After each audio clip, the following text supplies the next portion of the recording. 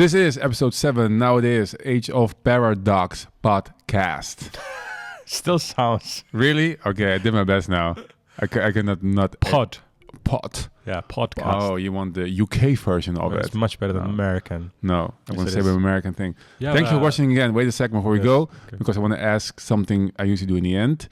If you like this video, please like it, subscribe to the channel, comment and share so we can grow our reach and foster more constructive debate around the world, because that's what we need instead of people throwing names at each other. Did you get that? Do that. Did you get that from ChatGPT? No, did I? Where? I don't know. It sounds like foster.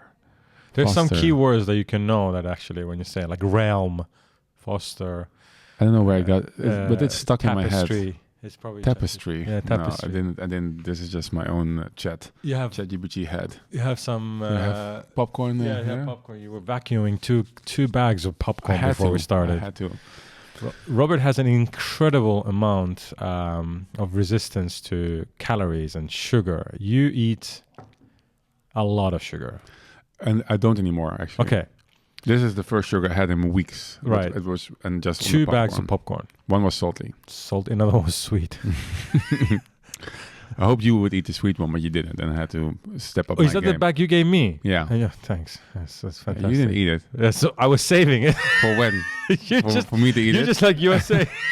here's some money. Oh, you don't want it? Okay, I'll take it back. Yes, thank you. Thanks so much. This hour now. Yeah, so we're back again. What are there any specific topics you would like to discuss or debate, and anything interesting not being discussed in the mainstream media? Whoa, the last part is interesting because I think there's a lot of things discussed in mainstream media, but I'm not sure a lot of people know about the mess that is a United Kingdom of Great Britain. Yeah, that is. You called it a third world country once. Yes, it is. It totally is. Can you explain why it is? My parents lived there since 1999. I have British family. I have very close ties with Britain. I started in Scotland. I am still 10 to 15% British. I think they were a great nation until recently, and now they are just a mockery of a nation. They are a shell of what they used to be. They have, with this new, the current government, the Conservative government, led by Rishi Sunak, unelected government, a completely unelected guy by a few people from his own party, 40-something years old, with richest prime minister in the history of United Kingdom. His wife is worth around €1 billion, pays no taxes in UK almost at all. Her family is like super wealthy, pays no taxes, and he's the prime minister. It doesn't sound like a third world country to me. It sounds like Uzbekistan to me. Like sounds like something like you have like a merit, like more like a nepotism. Like how does it called? Nepotism. Like, yeah, nepotism.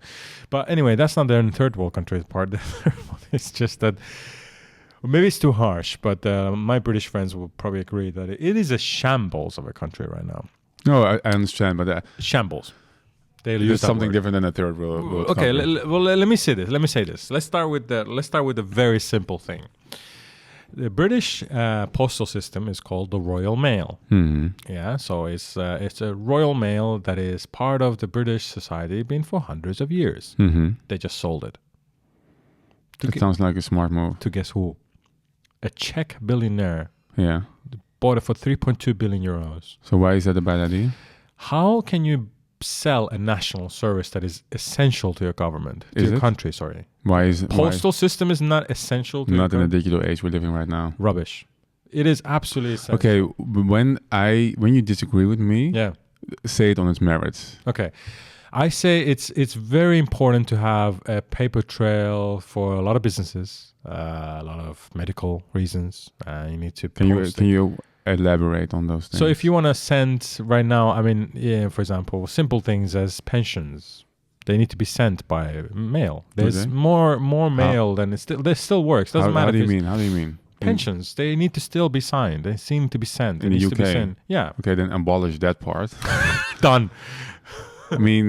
Here they don't. Because this is a discussion. I was asked actually once to go on national radio to debate someone who was against the fact that we sold our Royal Mail. Yeah, the Post is private. It's not government owned. And the same goes for KPM. Who owns it? Sorry, who owns the? It's I don't know who the major shareholders are, but it's just a publicly traded company or a privately traded. Actually, I don't know, but it's not part of the government anymore. Just as we used to have KPN. It's that's the Royal Koninklijke. It's your like your Vodafone. Yeah.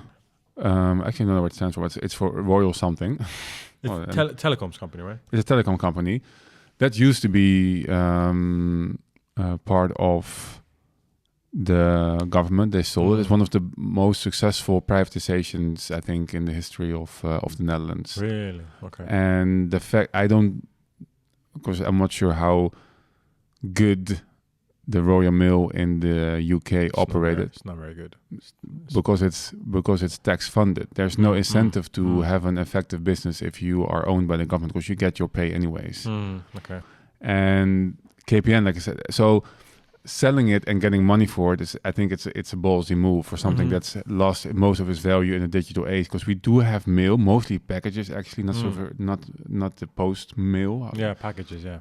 Yes. Which is already a different thing, but I don't see why a private company could not supply that service, like you said, because they're already doing a not so good job when it was government owned. Yeah, they did, and they did the same thing with metro and train lines. They sold all of those to different countries. Different companies own the train lines. It's when did they do this?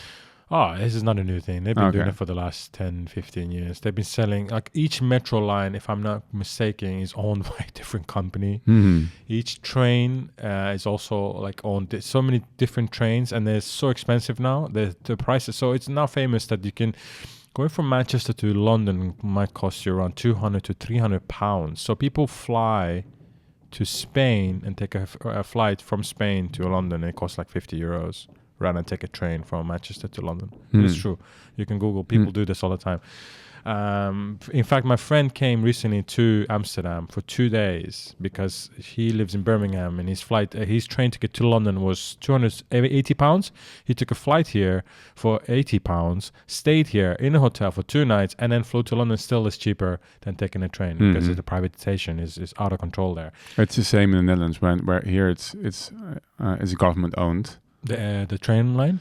Yeah, I mean it's a publicly traded company, but all the shares are from the government. And I always use the example that look how expensive the trains are versus how cheap the planes are.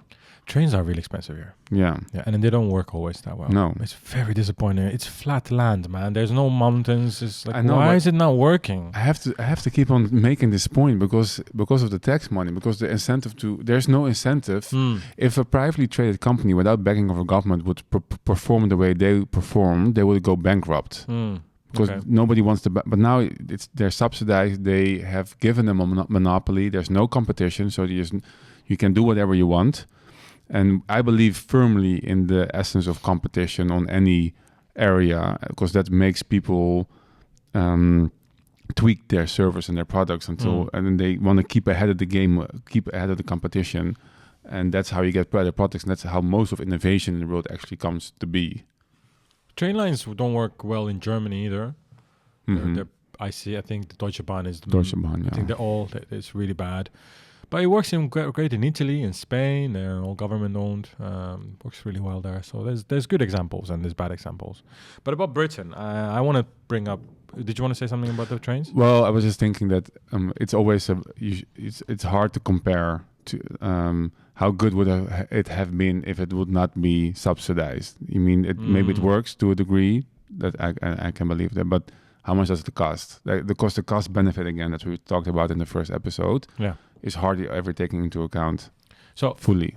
Great point. From Amsterdam to Berlin, 2 capital cities, it takes roughly around 6 to 7 hour drive. Same or longer in a train. Really? Yeah. And there are around 200, I was reading it somewhere, I think there are almost 200 flights going between the cities. Check how much it's a lot. So anyway, we haven't managed to... It's really shameful that we have not managed to connect these 2 cities in a bullet train network. That is just really sad. Talking about that, if you go to Japan, privately owned. Is it? Yeah. They privatized it somewhere, I don't know when. Spain is good. Madrid to Barcelona is around 3.5 hours in train and 9 hours by drive car. So it's good in Spain. I think in Italy as well. I can't believe it's as long to drive by train to. I'm looking up. Are you looking at? Am I Yeah. right? I'm not sure. Like it's 7 hours and 18 minutes driving, and it's train is you can do it in 5.5 hours, yeah. But 6 hours. the thing is, like in Germany, there's no direct. First of all, there's no direct train from Amsterdam to Berlin non-stop. You have to go through 3 cities. Then you have to change trains because the German tracks are different size, and you have to change. It's a fucking mess, and it's so annoying. You have to change once. In Venlo, and you have to change. No, you can go from Amsterdam to Köln, and from Köln straight to Berlin. Okay, well then there's at least one change, but it should be direct. But still, you have to change the tracks. Anyway, my point is, it's annoying. It should be fixed. We should be focusing on these things a lot more. And I think whatever works should work because now European Union is saying, yeah, we have to be environmentally friendly. We have to do this. We have to do that. Fine. But, electric cars are not a solution. Trains are a solution. Let's go into... Yeah. Oh, that's what you say. That's what I'm saying. But that's because in the last episode, you were talking about the possible re-election of Donald Trump. Despite his criminal conviction, which I think he's now going to go from a New York judge to a federal judge, like to the higher courts. Those are less biased. The reason that they do all these trials in New York because they're heavy Democrat and heavy politically influenced. Mm-hmm. Okay. So I probably would be free of charge, but in the meantime, it will help his drain the Trump anti-governmental position in his campaign bid. But you said it would be bad from him because he will start. If he gets re-elected, he will allow people to drill oil in Alaska. And you had all kinds of. I'm not even. I haven't read anything about it, but I know he quit the Paris Accord, which I'm a big fan of. But I wanted to talk about this Paris Accord. Yeah, not having it. Oh, not having the accord. No, because I don't believe that the way they portray the problem of global warming is the way it's going. Are we going there? This is a big topic. Or you want to go to the no, that's fine. But no, UK for me is interesting. Mm-hmm. Just before we go on this, just give you an example of what the UK has done right now. Yeah. Okay, let's just close. There's an organization in UK in London called the Thames Water, the River Thames. Thames Water is the organization that supplies drinking water to millions of people.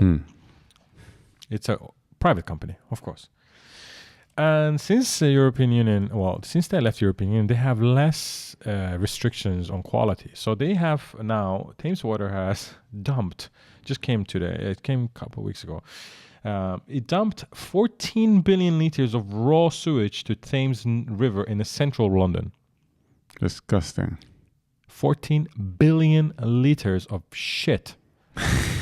It's shit. Into central London. Yeah. So, and now this caused a big, I'm quoting it, a big parasite outbreak in Brixham, in East and West and South London. Brixton, that's where I was in Brighton. Brixton is where I went. Brixton. Yeah. And Brixham. So these two. People have now explosive diarrheas for days. They're hospitalized over hundreds as time of reading. Not just hospitalized, it's giving people internal bowel syndromes. It's literally people are vomiting and shitting blood. Disgusting. Now, why do you want to bring this up? No. I want to keep bringing this up because there's a point. Now, they said already many times to big cities in Surrey and in south of London, they said they sent warnings, do not drink the tap water. We screwed up. Literal words, quote by quote. Do not drink any tap water. We have screwed up the valves that are connected to the farms where the cows poop. Mm-hmm. They mixed it up and then now giving it tap water. And that has also caused diseases and stuff. And none of this happened when they were in part of the European Union because there was a lot of strict control on the water quality and then tap water and etc. Now, I'm not saying that this is going to be solved by European Union, but I'm just saying it's hilarious that we're talking about London, right? Yeah. They're dumping own water. And then this goes on. Now, Thames Water failed to make payment on the debt. They had debt as a company. Mm-hmm. They failed. Why? because they wasted the money on bonuses for the executives and to other stuff like executive getaways and cars, etc. And now on top of that, they're getting even more bonus. So a report. So they're going bankrupt. Who knows? I mean, they're probably gonna, because it's an essential service. I don't know what's gonna happen. So this is also a problem with that system. Like you can't have privatization because what this system is called the privatization, the privatization of profit and the collectivization of debt. So whenever banks do the same thing. Yeah, they just send out bonuses to whoever they like. When shit hits the fan, to keep in this context we're talking about, and they go bankrupt, then they then they ask for the government to bail them out. Yeah, and you create a moral hazard by doing this. That's a good word, moral hazard. Yeah, because you create the incentive to just gamble and be saved by government whenever it goes bad. So you said privatization should be good, but you're saying collective debt is not good. Is that what you're saying? Yeah, that's what this example. Because I asked what would happen. Because I want companies who perform badly and how you say that, and violate your rights. Because this is violating your rights. Yeah, they can't have drinking water. Yeah. Then really bad. or you're violating a contract of a service you're supposed to something that should be enforced. Yeah, and they should be held accountable and pay for it and pay damages. And if they can't do that, they should be abolished, and then a new company should be able to try that. But who keeps them accountable? If there's not a strong government or strong leader, or a justice system. A justice system? Yeah, not a government, a justice system. Okay. Courts. Okay. They will hold them accountable? They should hold them accountable, arrest them, and I don't know what else. Yeah, I mean, this is ridiculous. I hope we don't have that here because we're neighbors to England. But is it? I had to think. I didn't know this story, but it reminded me of a sketch from George Carlin. That he's a famous old school comedian. The ponytail haircut. Yeah, he's a funny guy. Yeah, and I think he's also libertarian. If you look at what he's saying and the comments he has about the structures and the powers that be. But he said everybody's a wimp nowadays. Like they cough and they need everything, medicine, and I'm never sick. Why? Because I swim in raw sewage. I swam in raw. I just did it. We just dived in every day. Yeah, because I got to keep my immune system a fight. You need to train it. You need to go for it. And he goes over how he used to swim in the Hudson, which had the same thing back then as. Oh, okay. And you know who changed that actually? Robert Kennedy. Okay. He fought for this. What's happening now in the UK. Yeah. Also happened in New York, and he sued those companies and put an end to it. Okay. So that's a good thing. Yeah. All right. So we got there. Okay. Cool. I have a lot of other things about UK because I'm what else crazy stuff they're doing? They do a lot of, like, for example, when Rishi Sunak, the Prime Minister, when he first of all, I think he's not a Prime Minister. He's just another cog in whatever conservative machine. But I think it's very interesting that he went to announce the elections of UK outside. Number 10 Downing Street, outside in the pouring rain without any umbrellas and everything. Yeah. And why? I don't know. Apparently his staff said don't do it, but he's like, no, I'm going to do it anyway. And then he went out. I'm doing that. I'm going to do it. He has a suit on and he went on, and there was just like rain. Not talking about like small rain, like pouring London rain. In his suit, completely wet, announcing that there's an election coming up. But while he was announcing that, there was somebody just outside the gate of Downing Street with the massive speaker blasting "Take That" song. Things can get only better, and it was so loud. I don't know if you saw the video. Yeah, it was so loud that you couldn't even hear properly what Rishi Sunak was saying. But did you know whose songs that is? Yeah, it's the Labour Party's new anthem. Yeah. I thought that was a great little trolling. It's fantastic. It's fantastic trolling, because why would you not do it? I mean, anyway. So these small things they do. It's just Britain, like England especially. It's just that it's like they can do better. I want them to do better. Yeah, they can definitely do better. Yeah, that's the point. I feel Britain can do so much better than they're doing. Mhm. And I wouldn't be like this if, for example, I don't know, Greece or Italy or France. Fine, but Britain is, for me, is like a shining example of what the country can do. They have so much talent. They have so much wonderful things there, Mhm. and they're just not doing it. They have the most. I think after Romania, they have the worst roads in Europe. They have really bad roads. They have potholes size of like baby trawlers, like they're really, really bad potholes. And when people try to fill them, the council sue those people that are filling them, and they're saying that safety and health and safety, don't fix them, we'll fix them. And like, you have not fixed this. For example, Jeremy Clarkson, he has a nice big show called The Clarkson's Farm on Amazon. Amazing show, right? And since European Union, they left European Union, they had subsidies from the government to grow certain crops. Well, the government of Britain, the English government, has cut those subsidies, making it much more expensive for people grow any kinds of crops. And they're telling them to grow certain crops like wildflower instead of barley or wheat or something like that. So the farmers are now in big mess in there. And they're saying, hey, wait a minute. When we left European Union, you promised us we're going to get subsidies. We're going to get growing things.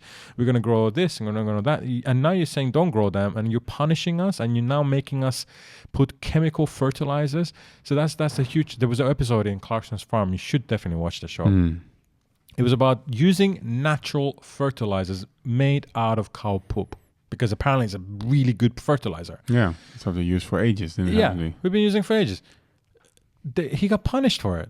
He got fined for it. They forced him to use chemical fertilizers worth hundreds of thousands of euros that are not allowed in European Union, that use high levels of nitro oxygen and whatever crap that is really high, like even more than here.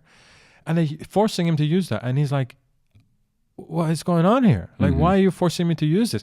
So it's these things that annoy me about Britain. And my parents live there, and every day they're saying it's getting more dangerous, more expensive.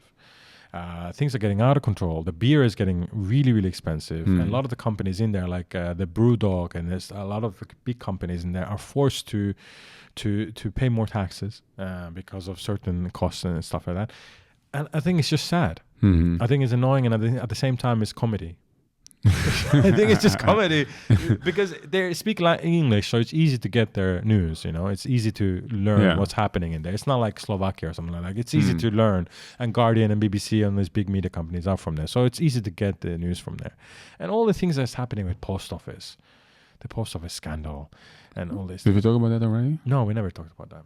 No, we didn't talk about the post office. Do you remember? No, we never talked. No. This was actually one of the reasons I wanted to also start this podcast. I was like, we need to talk about it. But didn't you also tell me something about the U.S. Post Office being some kind of mercenary force? Did you tell me that? Yeah, that's the British one. Yeah. The British, yeah. I said U.S. I meant British. The British one, yeah. The British Post Office is a very unique. So it's a Post Office and Royal Mail. These are separate entities. Ah, okay. Post Office is owned completely by the government. Yeah. It's a government entity. Which means the government gives the post office a jurisdiction that it can run its own jurisdiction like its own legal jurisdiction. Okay, so this means there are sub-postmasters and there are sub-postmasters mistresses. And sub-postmasters are the people who run the post offices in UK, the territory of Wales, Scotland, and England, and Northern Ireland. Royal Mail is the courier, the one that actually delivers the packages, the mails, right? So two things. Now, in 15 years ago, the post office changed the accounting system. My God, this story. They changed the accounting system for each post office from analytical to digital. They hired a Japanese company called Fujitsu to implement that IT system. Overnight, all the postmasters, so postmasters are the people who run the post offices, got contacted by the post office regional offices saying money's missing from the intake of the day. And thousands of pounds were missing. And the postmasters were like, no, it's not missing. I put them all into the system. I've counted everything. It's not. I'm not taking money. So they started accusing the postmasters and mistresses of taking literally like stealing money. Mm-hmm. Now, why is this important? Why is it interesting? They didn't send any. They didn't send their they sent police after these people. Mm-hmm. Police straight to arrest them, to arrest the submasters. And because it has an entity and it's a jurisdiction over their own system process, they were the judge, the jury, and the executioner without any government intervention, any lawyers from neutral lawyers. They were like, here's a lawyer for you. Here's a lawyer. Both are post office. Within a time period of months or maybe years, they accused and sentenced over 700 people to jail for stealing money from the post office. But this is because I didn't know this story. It's called the post office scandal. It is the worst scandal in the recent British history. But is it still ongoing? Ongoing. Yeah, right. It haven't been settled. Like there's people committing suicide out of the misery they got into because of these allegations. And I think you missed the part because they used to have a manual system of doing the accounting. Exactly. Yeah. And then they decided to digitalize the stuff, and they had a tender, procurement process. Toshiba, right? No, Fujitsu. Fujitsu got selected. Yeah. They digitalized all the process, and then the things started not to add up. And then they suspected that it was because of the new system they had, I guess. And then now we can finally track what's going wrong. Exactly. But it wasn't that. It was they found out. Was it recently? They found out there was or they found in 2000 there was, I guess, that there was a bug of something wrong in the system, and it wasn't the fault of the postmasters, right? That's what they called. You're almost right, Robert. Completely. Now this is where the story becomes like a fucking horror movie. Now anyone in UK, especially my parents, know about this, and this is like a shame. People are more angry than you can realize. So Fujitsu knew that their system is faulty. They knew it. Since when? Since almost the beginning. They knew it. They knew it, and the CEO of Post Office also knew it. Still, the CEO of Post Office, Paula Vanillis, who got an OBE, Order of British Empire, which became I will get to that later. That woman and other CEOs, they knew it, and they will tell each postmaster that no, you are the only one that has this issue. You're the only one who has missing money. You're the only one. You're lying. You're stealing from us. But it was not the case. It was other 900 people, maybe more actually, maybe 1,000 more postmasters around UK who had the same experience, but they were telling each of them like, no, it's just you. You're bullshitting. You're wrong. You're not. But it was so the whole weird. System was fucked up. So why did they do that? Good question. Fantastic question. Now we're finding out. Let me get to this, why we're doing that, because there is now a court case. It's the biggest court case in the history of civil court case in the history of United Kingdom. But this thing is it's not like, you won't believe how bad it is. So some of the postmasters that Post Office sent police to arrest, they also forced them to get mortgages to pay those money that they owned. They forced them to remortgage. They accused their families. They sentenced them to jail. People who were working hard, older people, they're sentenced to jail. People who committed suicide in those jails. People committed suicides during the court proceedings of the Post Office. The whole communities knew that these postmasters would not steal money. And I'm not talking about millions, by the way. I'm talking about like a couple thousand or 30,000 or 40,000 that the Fujitsu system will say, the Horizon system is called, that this postmasters were stealing. It was complete bullshit. And the CEOs, this is the worst part. The CEOs and the directors of Post Office knew this is bullshit, knew Fujitsu system was failing, colluded with the Fujitsu, and sent internal emails when they got the postmasters actually sentenced to jail. They would send them celebratory emails to lawyers saying, well done, brilliant, now get more of them.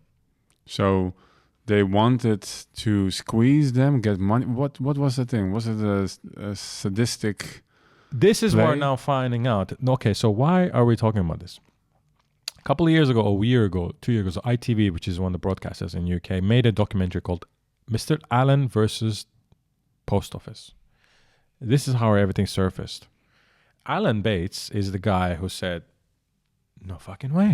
I didn't steal money. I'm not going to jail. I'm getting my own lawyers. And post office was doing all it can to sabotage this guy, to get him to pay, to get it. Like, it was a mercenary mafioso group. Like, literally, I'm not making this up. You can see the stuff they done. They hired lawyers. They hired lawyers for the lawyers. They hired sabotagers, private investigators. They did everything possible. They went to people's kids' school to talk crap about, like, unbelievable stuff that only worst of the worst mafia would do.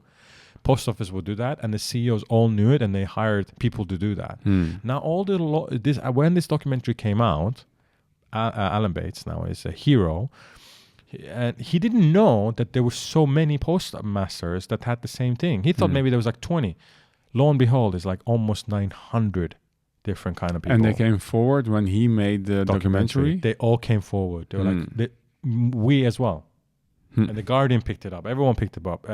And now they're all in court. The CEO, Paolo Vanellis, now the CEO is in there. The lawyers who represented post office are in court now. They're being accused.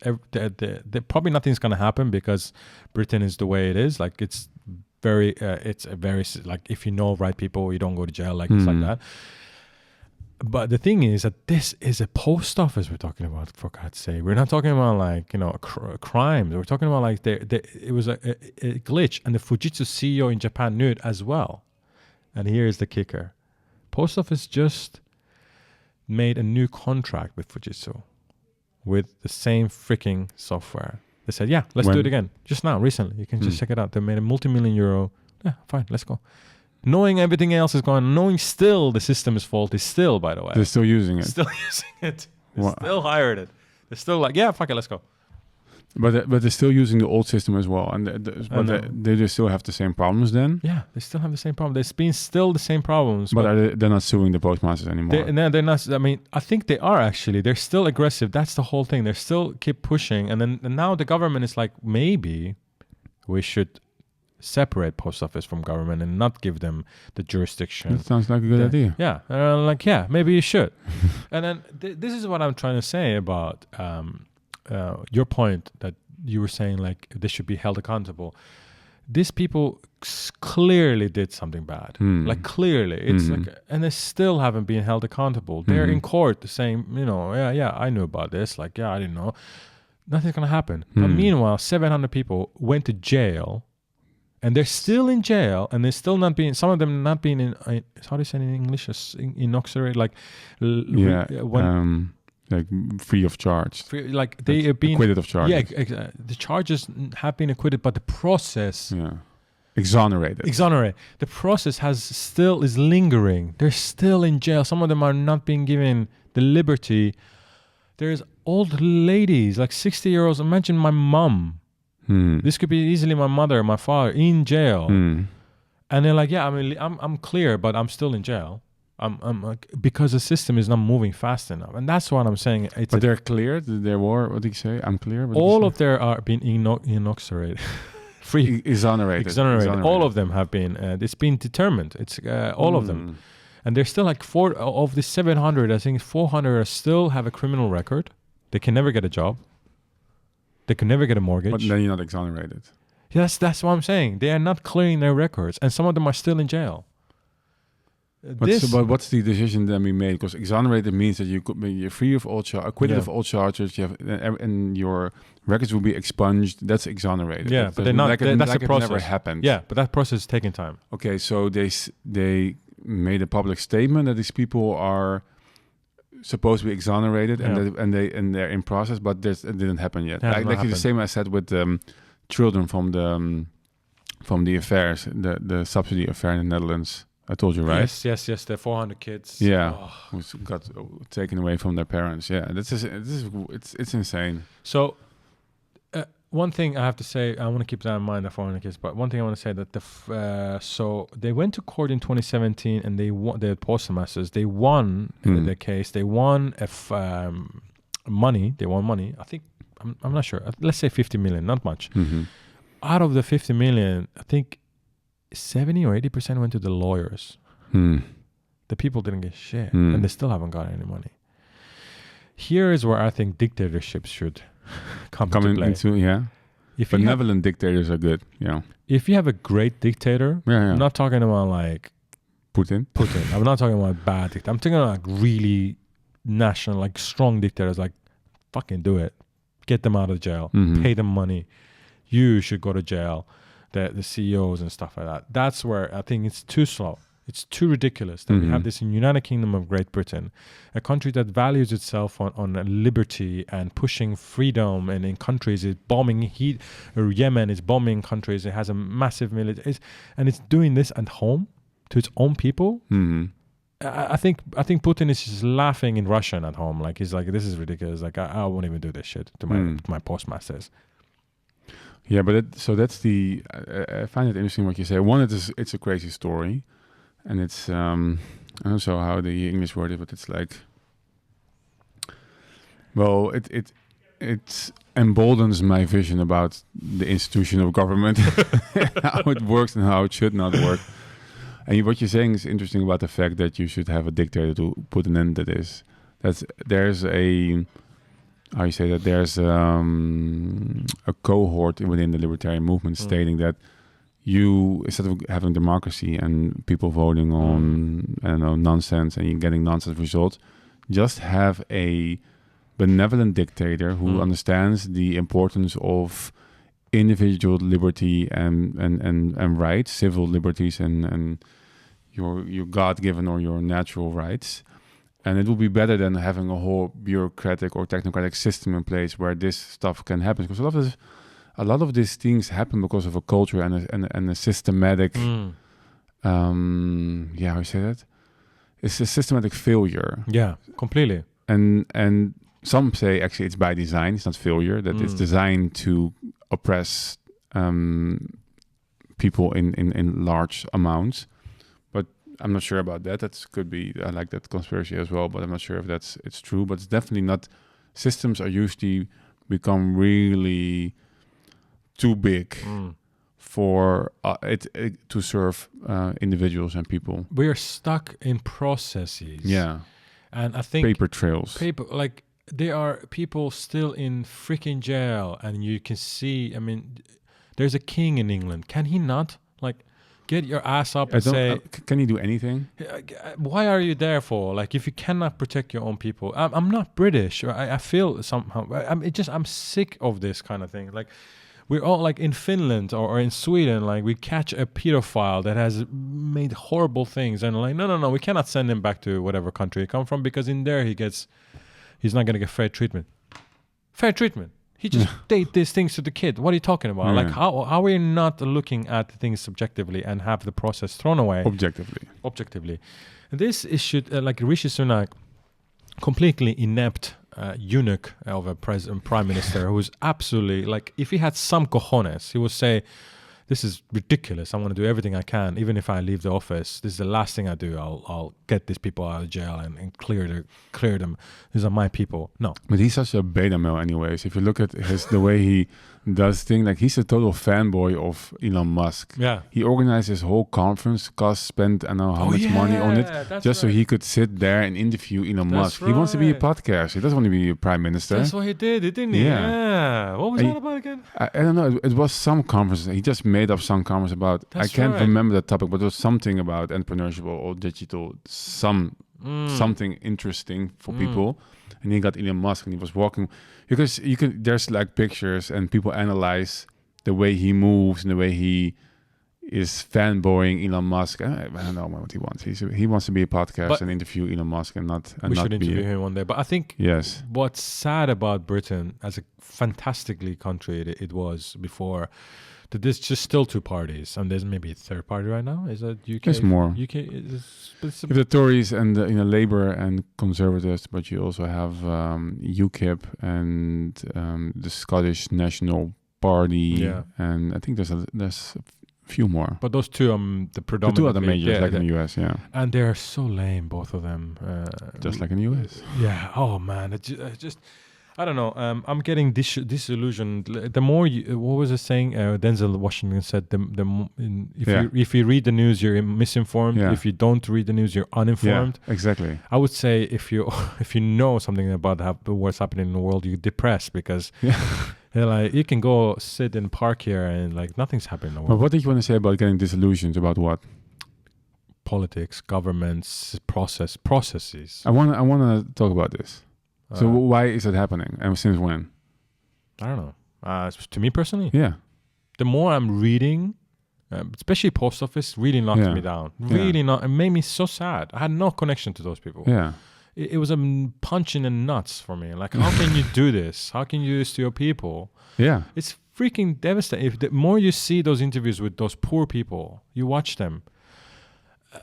It's injustice. If I was a superhero, I would just this is the kill Sunak. I know he has nothing to do with it, but No, I will definitely get involved in this. I don't know. I just feel like if I was a billionaire like Ratcliffe or one of those Richard Branson, this would be the time to step in. It's like, no, I'll pay you everything you had, all your costs. I'll buy you your house. This is the time for the billionaires to step in, but they won't. Mm-hmm. You know? Yeah, I'm just fascinated by what you're saying about also the way you put it, how you came to that. Because I had the same. A lot of people I know went through a similar process of disillusionment.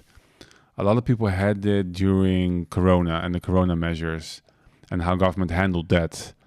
And a lot of people had it. For instance, I am really skeptical about, because also the fact what you're saying about what Denzel Washington said. If you read the newspapers, you're misinformed. If you don't read them, you're uninformed. Yeah. But that's how I feel. This is an old statement of him already. Yeah, yeah. And I think it intensified the last couple of years. But that's why I feel as well. I do not trust mainstream corporate governed media, whatever you want to call it, like the major outlets. It's not about journalism anymore. I think we talked about this in our first episode.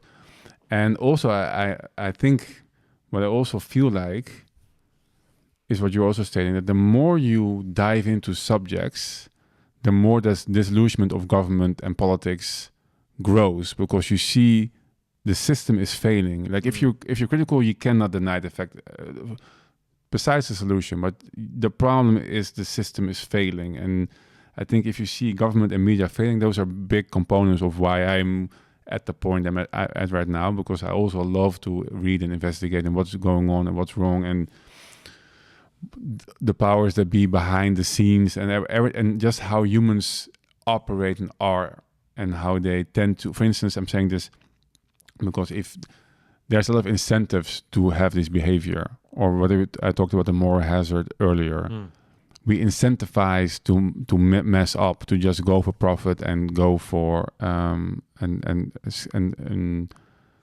put the burden on society instead of yourself, because we don't have this culture of people need to own up to their own mistakes. Like personal responsibility is essential in this thing. If you believe 100% in personal responsibility, this will not happen, because no, they messed up, they need to fix it. But we all, and I also think it's part of the whole woke movement, that everybody's equal, everybody's nice. I mean, people are all people and they're all equal, but there's definitely a difference in what people can contribute to one and another, or or what you said about the billionaires not stepping up. I'm not saying they should; it's not their duty by law. But I get what you're saying, and because we have this, no, everybody is okay. Yeah, no, it doesn't matter what you have. No, everybody, you can be whatever you want to be. I mean, they're out of touch with reality, and I think this feeds also into this not taking responsibility, and thus all these mishaps we've seen all over the world. No, absolutely. I think there should be. I want to be positive. I like being positive. In the end, I'm an optimistic person. I'm always a person who sees the glass, definitely, me too. Glass half full rather than half empty. And I love the world we live in. We have a fantastic amount of information here to go with. Like when we grew up, when I was a teenager, I didn't have much information about much things. No, definitely. It was just like the books. But now we have all the TikToks and all this kind of stuff, like where we get Americans are now more enlightened that there's other countries than the United States, and it's like a huge thing for them. And like they're realizing Canada is not part of the United States, which is there's a real thing in TikTok where Americans are reacting to. Have you seen this? No. Where they're like, "Oh, really? I didn't know Canada is an independent country." Man. Americans. Anyway, but I think what debate is important. Allowing people to talk about uncomfortable things is important. Saying uncomfortable things is important. Exactly. That ties into this thing I'm saying, actually, that pain is a essential part of life. You shouldn't ignore it. I'm not sure you should seek it as well. Yeah, I like that. But people, that's what I learned from personal experience as well. I like to avoid the painful things. And it got me a lot of extra painful situations. And just because people can't deal with pain, they try to have other people also not deal with pain. And then that's why people who are, I'm thinking about the whole positive discrimination thing, and people who positive discrimination. Yeah. Okay. I mean, how you call that? So people, for instance, diversity policy. Just because I have a color, I should have some job. Fuck off. If you ever give me a fucking job because my skin color is darker than yours, it definitely is. It's not. Then go F yourself. I don't want none of that. Like, I want to be selected on my merits. I will feel a retard if you pick me because of that reason. Apparently a lot of people don't care. They say, oh yeah, of course. It is sad, yeah. But it also ties into the fact that they feel people should be helped and not. Life is a struggle, and you get better from struggling. Yeah, no, absolutely right. You said a perfect thing. There was an Indian guy who got into Harvard Medical School. Oh yeah. Did you hear about this? No, but I don't want him to be my doctor. If I think what you're going to say. He got into Harvard Medical School by pretending to be black. Yeah, you can just you can choose. You can choose to be a man or a woman or anything really in between. Interesting. Yeah, but I think it's like so. A lot of my friends are like, you guys should debate more. To me and you, it's like, yeah, we could debate a lot of things, and we can be like Ray Dalio says, like have respectful debate and respectful disagreement. And when I watch Ray Dalio's videos on principles, and have you seen this? Ray Dalio. No, but I haven't. Wow, this guy, I really like him. He's a founder of Bridgewater, one of the most important hedge funds in the world. He has videos on YouTube that you guys definitely should watch. They're called Principle of Success. Then there's a principle of how world economy works, and the order of the new world order. These are really phenomenal videos. And in Principle of Success, he says that there are really just a few things that you should do a lot. But one is the thoughtful disagreement with people around you. Surround yourself with people who can have thoughtful disagreements. I worked in a lot of corporates. If you are disagreeing with the marketing director or the director, face to face, they might be like, yeah, but behind the scenes, they bury you, they'll fire you, they get rid of you eventually, quietly, after what? Because they don't want the disagreement. These companies, a lot of people don't, and that trickles down to you see where a company like Bunk in England, in Netherlands is doing really well because they're surrounding the team with people like they're disagreeing and they're debating and they're bringing out these really cool new features where they're like getting things done and they're fighting for new licenses in there because they're daring. What do you want to say? This is so interesting because this might be one of the reasons why the Dutch are so successful in doing business because that's what they're known for being really direct and just saying what it is. Yeah. But I also have another interesting story, which actually my co-host of the other podcast told me once about. I'm not sure which country in Asia was it, but there was this company where business was not going well. I'm not sure if it was business or it was. I think it was business, yeah. And because it is very hierarchical. Yeah. In that country, and you were not allowed to say anything to your boss. Singapore? It might be Singapore. It might be Singapore. And then this consultant came in, and he saw what's going on. He saw there was no feedback, so all the people in power just did what they wanted to do. And this is again something I don't believe in. I believe in the wisdom of the crowds. I believe that one person does not know how things run. It's a joint effort. You should try and fail, and that's how most of human progress is come about. And again, I was negative on government and politics, but it doesn't mean I'm negative on people and humanity. I have big faith in humans and humanity, and I think we're going to thrive and really get out of this shit period we're in now if we dare to go to that individual liberty and individual responsibility phase more. That's what I believe. But I want to say that so this consultant went into that company and said, from now on, you're going to act like you're American. Act like you're American. And they even assumed American names when working in the company. And then they also acted how they think Americans act, and let's be really direct. And it changed about the company. It went better. I think it was something with safety, actually. Safety measures, and which were then implemented, and there was far more accidents in that new situation than before because the mistakes were being pointed out. I think it was with pilots actually now. It's coming back again. I have to look it up. But I think it was some company, some airliner, Singapore Airlines or something like that.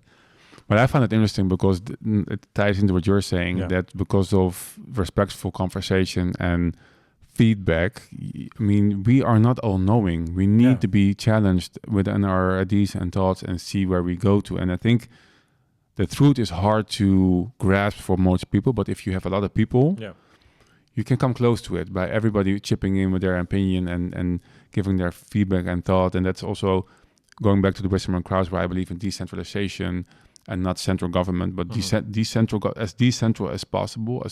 It's because I want to have everybody chime in to the solution. If you go to a market fair and you see, sometimes they have these big jars, glass jars with marbles in it, and they ask you how many marbles are in there. And you can guess. The one who gets closest wins the prize. Did you know if you let, 100 or 1,000 people do that, the average of that guess is almost on point with what's in there? Meaning that a lot of people contribute to the idea. I think it's the quantification of the wisdom of the crowds. Interesting. So one person doesn't know, but the average of a lot of people is pretty on point. Do you know the series called Newsroom? Have you ever heard of it? No. Jeff Daniels is. Yes, I was thinking about that. Do you know this the guy from Full House and Dumb and Dumber, right? Yeah. Have you seen this series? No, I've seen. Highly recommended. I've seen a speech of him. This series is one of the best series. My favorite series. It's a journalism and news series. I just want to say quickly about this thing because there's a lot of things I did at Mercedes-Benz and Porsche. I did it following the red and white theory. Have you heard of this theory? No. In journalism, when you want to release a big story, let's say a big story, you have to have two teams. One is the white team that writes and authors the story. It's led by, let's say, whoever is the writer and that. He's surrounding himself with 3 or 4 other people. And then there's a red team that has no idea of the story. They know there will be a story, but they don't have an idea of what the story is. They will then meet together in a table just like us, face to face, and then the white team will pitch the red team the story as it will go live, as if it's going live. They have exactly 10 minutes to pitch the story with all the facts and sources and stuff, and the red team has to poke holes into it. They ask cross-examining questions, very hard questions. Where's your story? Where's the source? As if there are like a legal team. And then if there are more than 5 holes, the white team has to go out of the room, make the story stronger, make it watertight together, while it's not like the next day, it's the same thing. Yeah. They have to fight for it, they have to debate within each other, and they have to go back in and pitch it again to the red team. That's fascinating. And if the red team pokes more than 3 holes into it, their story cannot go live. Then you have to go to the editor makes the last call. Usually the editor goes with the red team because they can need 0 holes into it. Now this is how I did a lot of my events and communication strategies in Mercedes-Benz and Porsche. It's like we're releasing a big communication strategy, and I was telling them, like, we need a red team, white team. I was like, no, you just choose. Like, no, but what it goes public. We're talking about public. The public's gonna roast us if they find one thing. So we start doing that, and then that's how we start building a very good strategies that are actually, so strategy and plan is completely separate things. Exactly. Yeah. So one is to have a strategy. Well, how you plan to implement that strategy is very different. And I use it to this day. I use this method. So if I want to start a communication strategy, I usually have another person to debate with. And it's funny The higher you go, the deeper you go in the corporate echelons, the better debaters they are, like the directors and the executives. The lower you go, the managers, they're like, yeah, this is great. No, nothing to do. It's like, it's fine.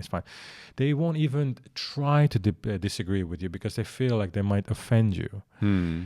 And that's where the crap comes out. Yeah. This is where you have the crap that is McDonald's and all the stuff that is out there, the marketing strategies. That's how you know. Like, how the hell did that come out?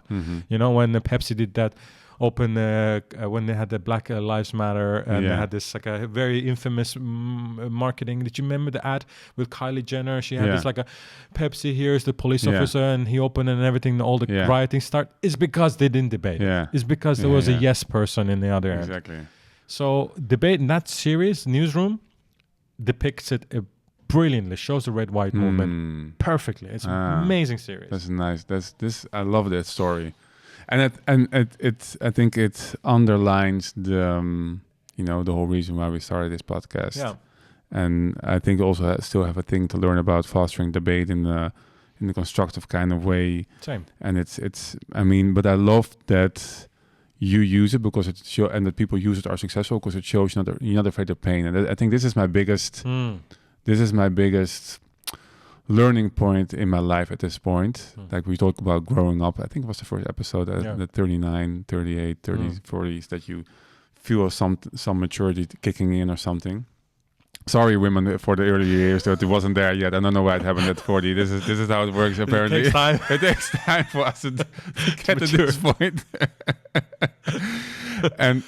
But I do feel that I also feel now that I'm not inviting. I don't want to avoid the pain. I don't want to avoid the awkwardness and the shame and because it brings a lot. I have experience on a very profound personal experience on profound level where this happened, and I'm glad we're doing this experiment and we're trying to do this, and I hope we can bring it more back, because it will definitely also help better companies arise if they do it, and that's what we need. There's I don't know if you know this, there's a special forces unit from in Britain, again called SBS. Have you heard of these guys? No. Special Boat Service. No. They're the elite of the like. Never heard of it. I know the SAS, but not the... you will never hear of SBS. They have only one letter in their name. They have no post address. They have nothing. These guys are like ghosts. They're ghosts. They're called the ghosts, actually. So there's a saying I want to end up with this. There's a saying in their team. It's called "the smooth sails never make a great sailor." Yes, I know that saying. It comes from SBS. I don't know if it comes, but they use it a lot. They use it in Latin. But I think this makes a lot of sense. It's true. It's so true. 100%. Smooth sails never make a great sailor, because if you want smooth sails, how are you gonna endure the rough seas when it comes? And they will come. It's even more simplistic maybe, because without wind you don't go forward. Yeah, you need winds to get propelled forward anyways. Yeah, I think it's really like my friends asking like, why you guys do you guys hate each other? It's like, no, I don't hate Robert. I disagree with it. It's fine to disagree with him. And then I tell them like, it's actually really important. It makes your friendships go forward faster. Then you understand when you have a problem, you actually can tell that person, I have a problem with you or with the subject. But you know also who's in front of you. Like a lot of people I've been reading up a lot about, and that's the end, then we're going to stop. Yeah. About the nice guy syndrome. Men who, especially towards women, they try to give them their way. I'm not sure, did you tell me that? No, it was a friend of mine told me. He was sitting in a restaurant and there were a girl and a guy debating, I think, about some woke subject. And he was more conservative, she was more non-conservative. And they got a debate, and he clearly had different thoughts, but he was, maybe you're right. No, I know what he was going that, but he wasn't truthful to himself and what he really thinks. A lot of people think they need to please for the relationship to hold. And to be honest, I have that same trauma mechanism in my brain as well, and I know that's different. So that's why I say that's just my process of going into the pain and not pleasing, because it's the debt to you, to yourself, to whatever you're working on. Be authentically yourself. That's what is, and then people know who you are. You know who I am, because I don't I don't please, I don't lie. I just say how things are. We know where we stand in things, and that's something I think is really valuable, and Indeed. More people should strive for it. 100%. I think it's a good ending. Let's just keep it like that. You know what to do. Thanks for watching. We'll be back next week. Thank you. Bye.